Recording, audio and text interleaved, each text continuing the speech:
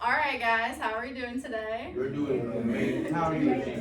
I'm doing well, thank you. I'm doing pretty good. So we are moving on in our study of American literature to a new unit. This unit is called American Modernism. And American Modernism is going to be America's third literary movement. Now, can someone raise their hand and tell me, what is your definition of a literary movement? What are these things that move our literature forward in time? Yes, sir, Skylar. When we, authors with writing and using their experiences to influence others. Right. All of the authors seem to be writing about their experiences, which are pretty similar because a lot of people have shared experiences in these literary movements. Like, think about American realism. Like, what was one of our subcategories of American realism? Yeah, Tiffany. Regionalism, right? And the regionalists focused on their specific region or their specific what, Raven? What's another word for region? Yeah, area of the country. So they wrote from their specific experience, and that kind of made their writing all similar because they were talking about their specific experience. So the same thing is going to happen now with our third American literary movement, modernism.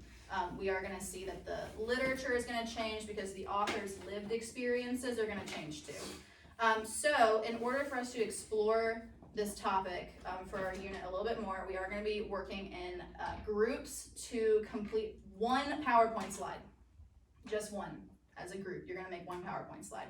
Together, collectively, we'll put our PowerPoint slides all as one presentation, and then we will have a complete presentation as a class on our new American literary movement, modernism. Does that make sense? Mm-hmm. So in a little group, which I've already told you what your groups are, you are going to explore just one little topic about modernism, and then we will put them all together so we have one big class picture. You with me on that? Yes, ma'am. Okay. So you've already got your assignment in front of you. Let's take a read through the assignment and see what we're going to be doing.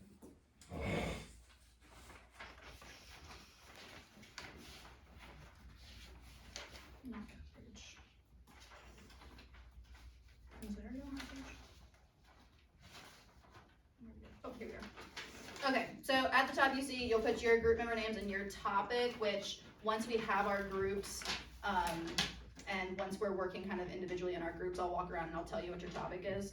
But you'll write your topic up there along with your group member names. And then look at number 1 with me. It says, as individuals, read your group's section of the passage. So if you look in the textbook, you see that the textbook has all those different sections in red. You're going to read individually your group's passage. And you'll go through there and you'll mark up main ideas and supporting details like we've done before, where you underline those. And then you mark them with the M or the S. After you've done that as an individual, you'll talk to your group members about the main ideas and supporting details that you found, and then you will agree with them or agree on those topics and then move forward. Look at step number 3. What are you going to do in step number 3, Sanaya? Research 2 additional facts about your topic. Right, so after we've read the information out of the textbook, then we're going to open up our laptops, and collectively as a group, you guys will work together to research 2 additional facts about your topic of modernism. Okay? So there's 2 parts to your sort of gathering of information or your research. First, it comes out of the passage in the textbook, and then it's going to come from our credible resources online. Questions about that? We're good? Okay. So then, once you have all your information, you're going to create your one PowerPoint slide. So this is when you'll, one person in your group should create the PowerPoint document in your Microsoft Office suite that you have with your school email. And then you will share that PowerPoint with the other group members so you guys can edit it at the same time. All right? You guys will be working together but simultaneously doing different jobs, which we'll assign, like I said, in just a second down there. The group member jobs break down like this. So find where it says B, group members. The reason that parenthesis S is at the end of group members is because group member D is actually gonna help group member B. The letters are off a little bit there, but you'll get it. So group member D is gonna help group member B with the task of writing and typing up those main ideas and summaries. Then, once they've helped group member B, they'll go and they'll do their job, which is what? Somebody tell me what's group member D's job? Write 3 comprehension questions for your slide and include them at the bottom of the slide. Great, let's talk about that word comprehension for a second. What's the verb in that word? Comprehend. To comprehend, and somebody else tell me, what does it mean to comprehend? To participate. Good. To understand or to participate and to get a good meaning or something. to understand, yeah. So, that just leaves us with group member C, who is going to select 2 relevant and credible pictures to include on the slide. So we said a couple of things about like credible information and credible pictures. When we're doing online research, what's gonna make our research credible? Someone raise your hand and tell me, like, what's a credible source? What are some characteristics a credible source can have? The end of the website, if it had like .org or .com.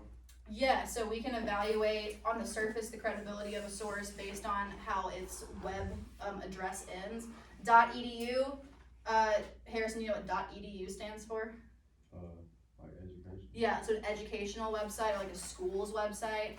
Layla, what about .gov?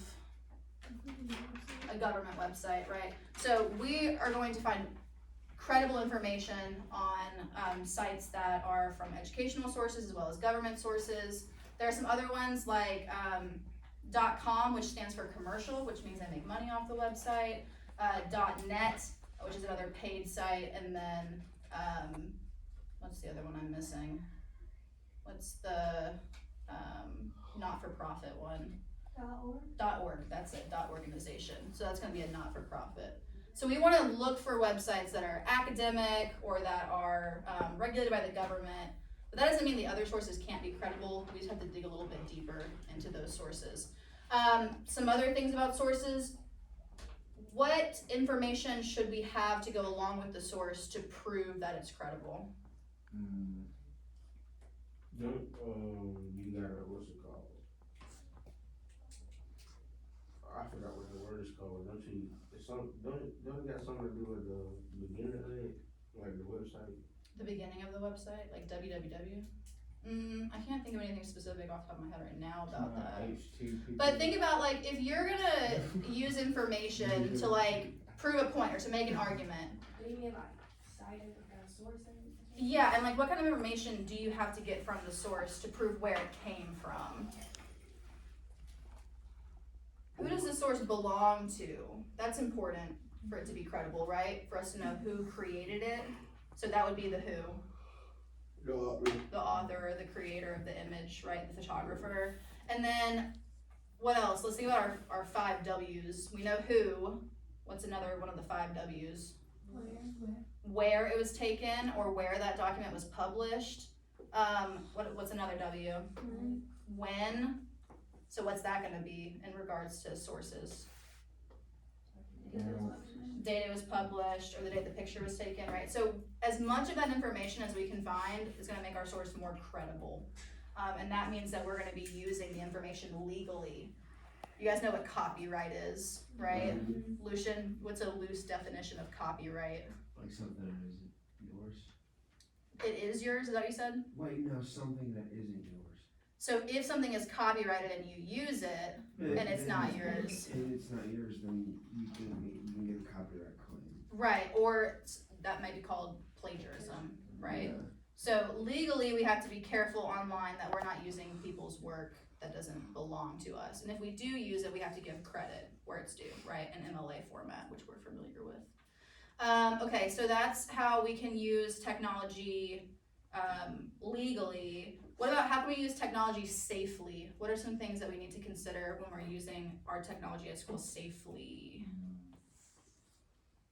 Don't go on any websites that you're not political on. Right, so if the website might have inappropriate content, then you wanna avoid it, or maybe avoid searches that could result in results that are inappropriate, that's good. What about your personal identity online? Do you wanna like give out your social security number online? No, why not, Cameron? Why don't you want to give your bank account information or social security information online? Because someone could take it, right? So you have to be careful with that online. What about people and our relationships with people online? It might not be that same person. Can you elaborate on that a little bit more? Like, for example, somebody can be a guy acting like a child, like a female. Right, so we don't know So we don't know who it is. who really is behind. So we have to be careful when we communicate with people online, right? Being public with anything is dangerous. And the kind of information you put online, not just your bank account and that sort of thing, but your name or where you go to school can also put you in certain danger and risk. But that shouldn't be too much of an issue with this project. But just talking about safety and technology, those are all true things. So just be careful the websites you go to. If websites ask you for information, the best bet is to do what? Like if they want you to log in or create an account, No, dude, what can you do instead? exit off, yeah. Find another site, exit off, right, okay. So we've gone through how to use technology legally and how to use it safely. Now let's talk a little bit about how we can use technology ethically, which just means in an appropriate way that follows like a moral code, or that is the right way to use it. Do you have something to add? I was gonna add on to what you just talked. Okay, go ahead.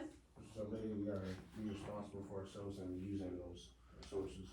Absolutely, you have to take personal responsibility for your choices online, which is what using the internet ethically means. That if we say, you know, rude things to people on a PowerPoint slide, like we make a joke about something in the comment section of a PowerPoint slide, that's the same thing as saying it to their face, right? Just because you have technology in between you doesn't mean that it's not like a kind of bullying or being rude to someone. So just make sure that you're using the technology and the resources in class safely, ethically, and legally as we go through this process, okay?